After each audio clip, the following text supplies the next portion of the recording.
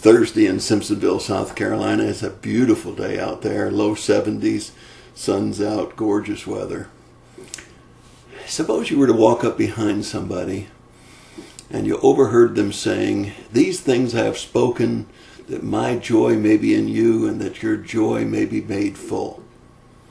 It'd be kind of like walking up behind somebody and hearing them say, "And that's how you make $1 million in just 6 weeks." Because all of us want joy, and we want it to be a full joy, and perhaps we'd start to pay attention about that time. So I recently, when I preached a message in a church, started out with, "These things are written that you may know that you can have my joy and that you may have it full." What things were written? Well, the text is found in John 15, verse 11. And everybody wants joy full. So what are the words that lead into that particular text? Because those are the things that were spoken that would bring us joy and make that joy full. Well, first, in John 14:6, that's a whole chapter ahead of that, one of the ways that you make your joy full, because it's Jesus' joy in you, is knowing that Jesus said, "I am the way, the truth, and the life. No one comes to the Father but through me." To have joy, you need to know the way. And the way is through Jesus and only Jesus. But I want you to know that that joy becomes full when you not only know it yourself, but you tell others. Second, in John 15, verses 4 and 5, it deals with relationships.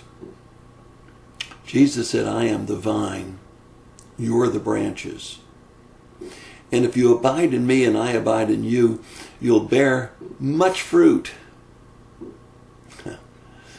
But you got to have that abiding relationship.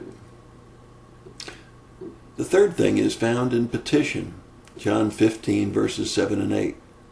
Jesus said, "Just ask. I want to give it to you." Now, don't get me wrong. He doesn't want to give you everything that's not good for you.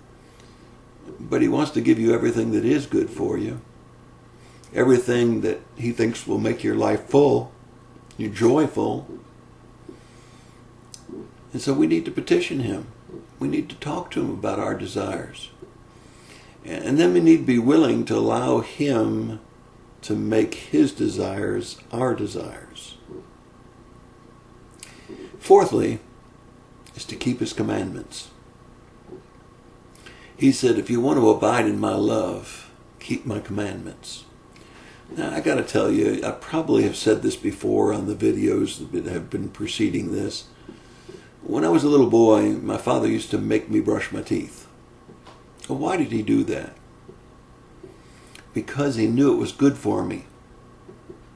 He knew that if I would brush my teeth, I'd have less dentist visits, less drillings, less fillings, less bad teeth. Now, at the time that I was a boy, I didn't understand that. And I saw it as a drudgery. But listen, my friends, when Jesus gave us the real spirit of the commandments, we should have realized that when God gave the commandments, it wasn't so he could sit back and say, "You messed up on that one again."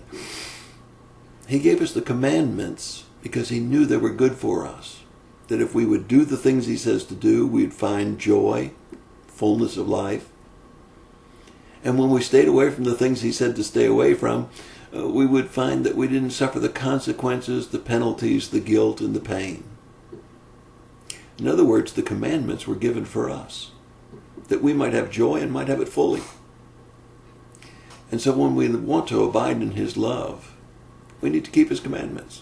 Not because it's a bunch of rules and regulations for us to adhere to, but because when we do them, we find the fullness of joy.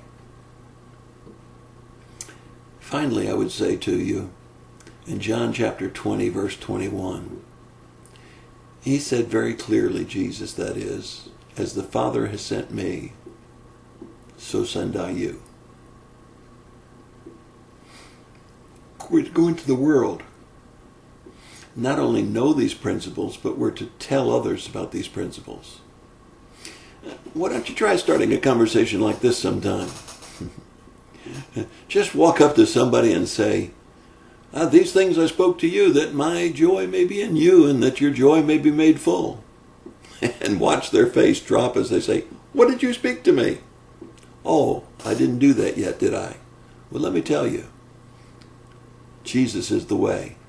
No one comes to the Father except through the Son. The fullness of joy and a fruitful life comes from an abiding relationship.